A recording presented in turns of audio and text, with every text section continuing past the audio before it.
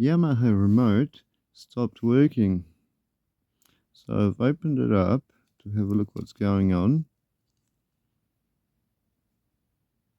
At first I couldn't see anything obvious, but then I've noticed that there's only one wire going to the circuit board, and the other wire came undone and it's just sitting there.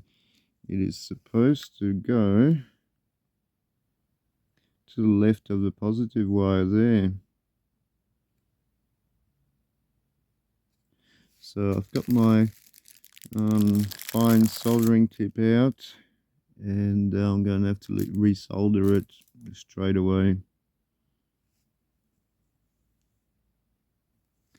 One small issue might be that the cable is no longer long enough. And this is my own doing. I would have ripped off that cable. This must be the third or fourth time I have opened this remote. The reason being, not all the buttons worked. While some worked okay, other buttons used most frequently, like volume up and down, stopped working, along with some other buttons. The negative cable has broken off. On my last attempt at cleaning the contacts and the pads, and stopped working completely.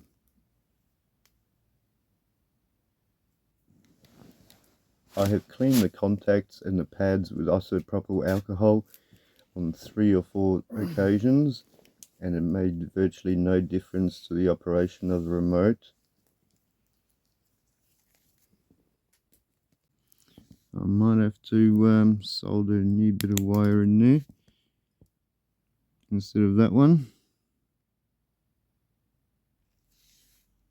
Let's get rid of that old cable.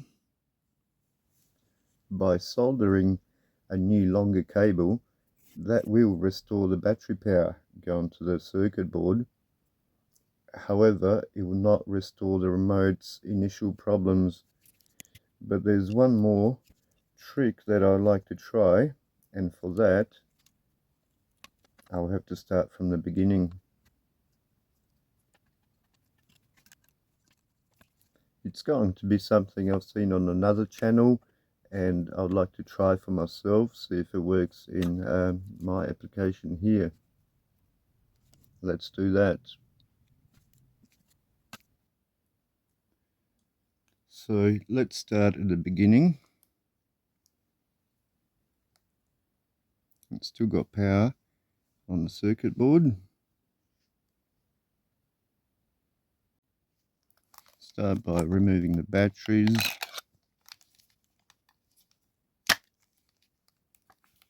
There's no screw in the battery compartment, there's one screw there.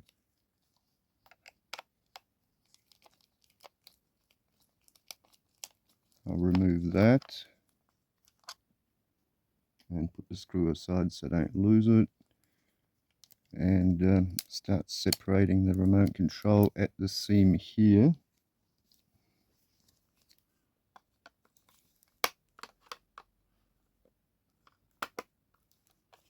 And it's coming apart pretty easily. It's been pulled apart so many times now.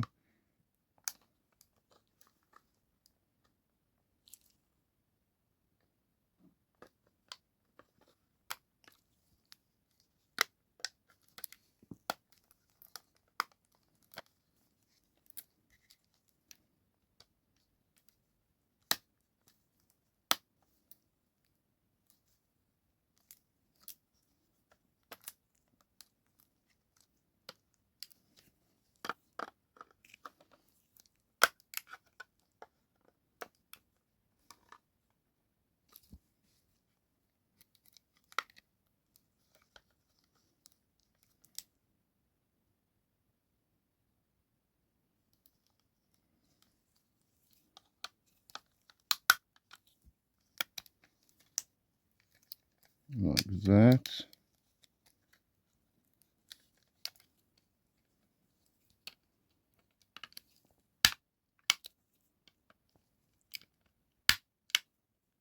And it's clicking back in. Here we go.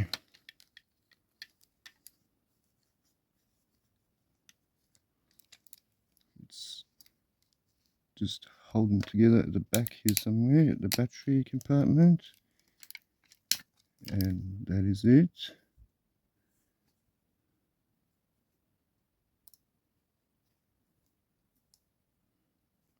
I've broken off one of these pegs, they just hold down the circuit board. With one gone, that's not so critical. The lens.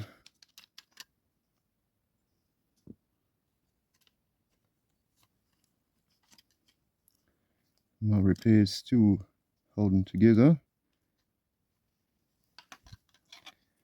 So what I'm going to do is clean all the contacts here and the pads. I've cleaned this so many times before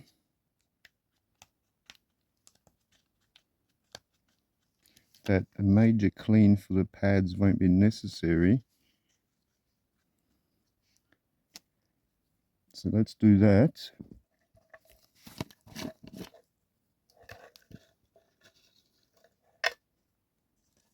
And I'll do that with isopropyl alcohol. Just spray some in the cap, like that.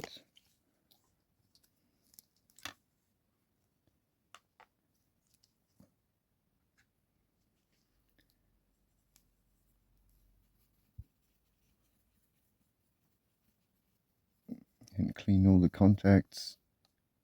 And there is a little bit coming off still off the contacts. And I'll keep on doing that until I'm getting a clean cotton bud.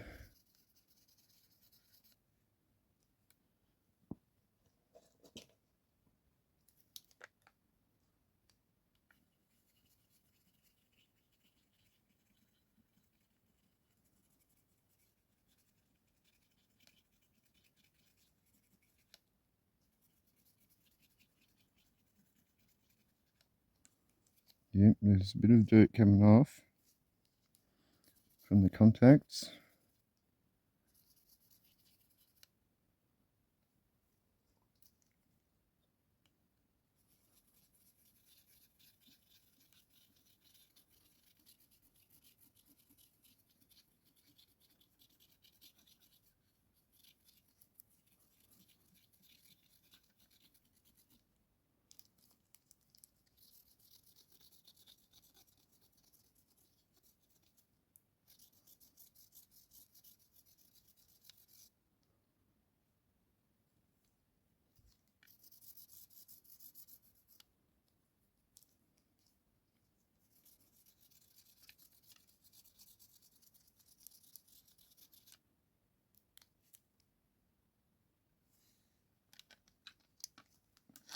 And the same deal on all the buttons here, on all the contacts here, on the pads.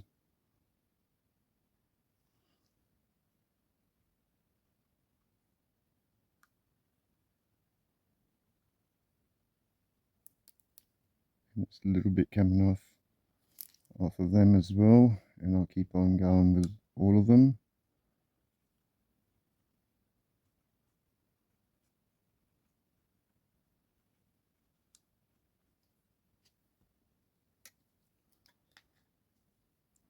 Clean Q-tip and keep on going.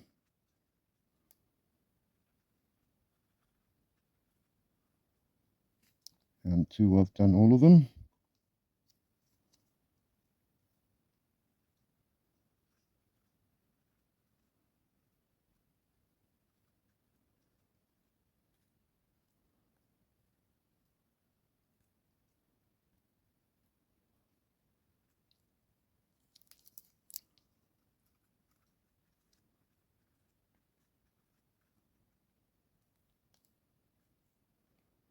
There's a bit of coming off, and keep on doing that until it's all clean.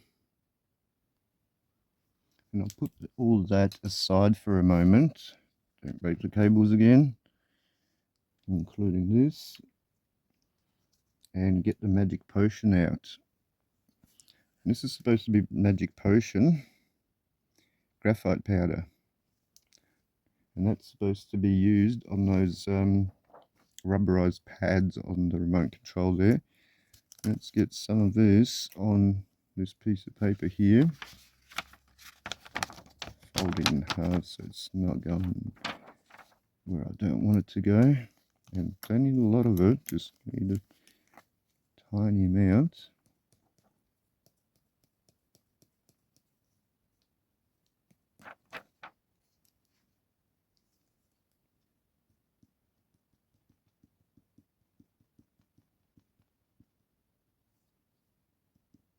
That should be more than enough.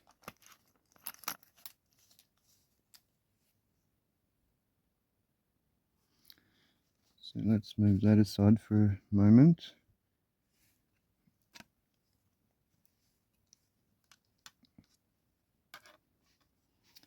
And I've got a little brush. This is probably a bit bigger than what I need, but would be ideal.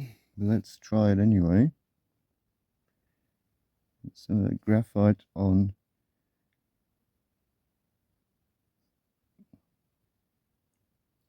each and every one of those pads.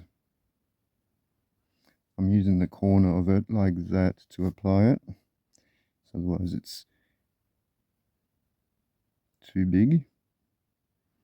You don't want that stuff everywhere. You don't want that stuff everywhere. And one by one, I'm going to give a coat of that graphite on every single pad.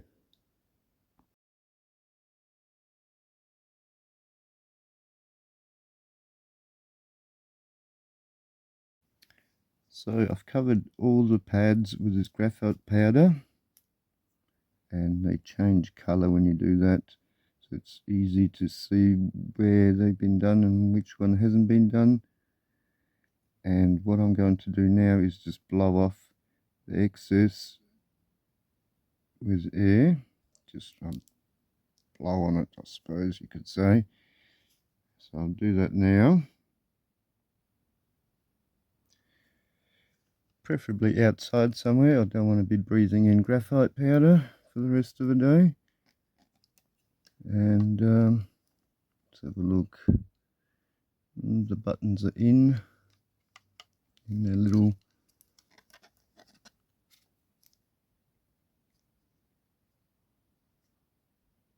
openings.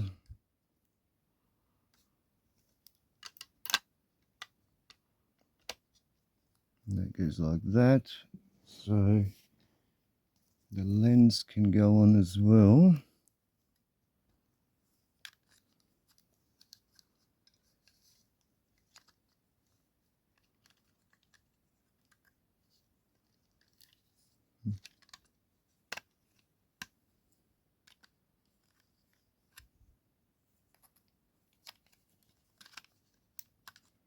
Right, so I did this 4 times and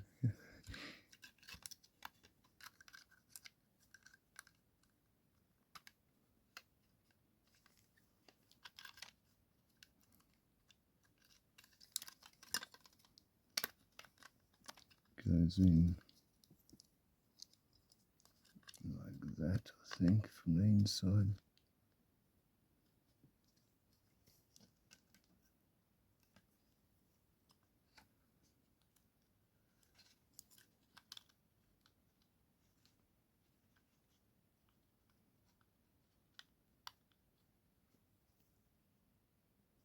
So the lens is in place. Circuit board over the buttons.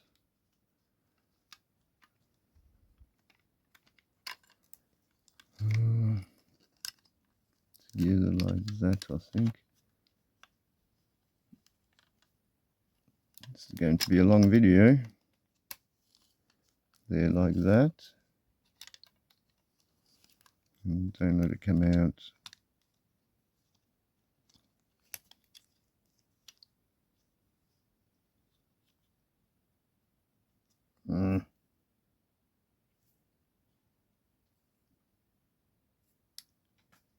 And now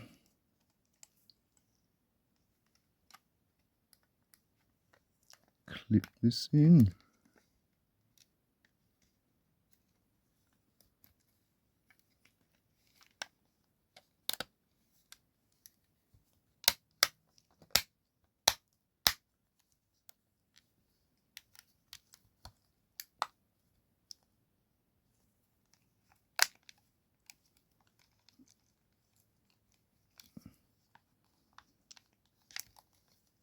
Yep.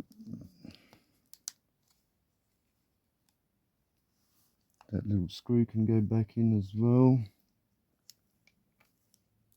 There's only one on this particular model.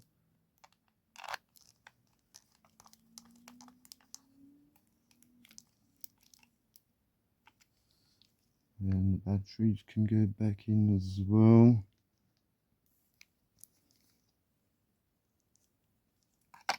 This way and this way. So the cover.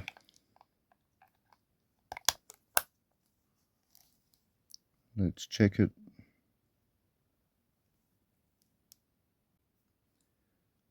Right, so let's check it. Let's power on.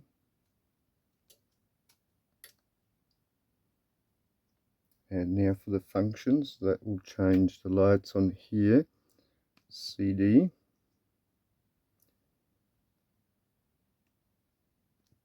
Phono. CD. VCR. Tape 1. VCR 1. Tape 2. So that works. Now volume.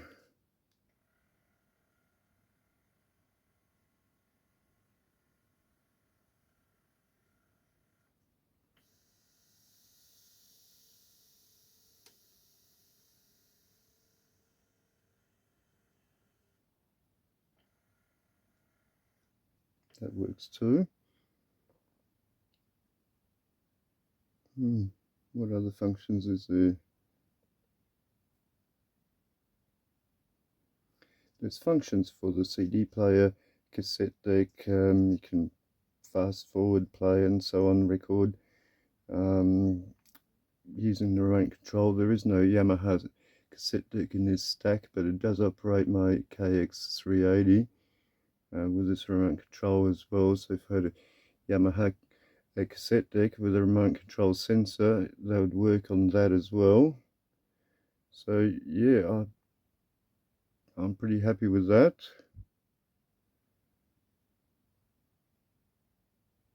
Thank you for watching, and see you next for the previous video.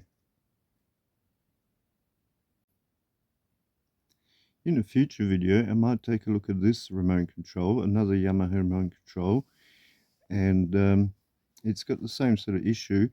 Some buttons do work on it, and it's confirmed by this LED here,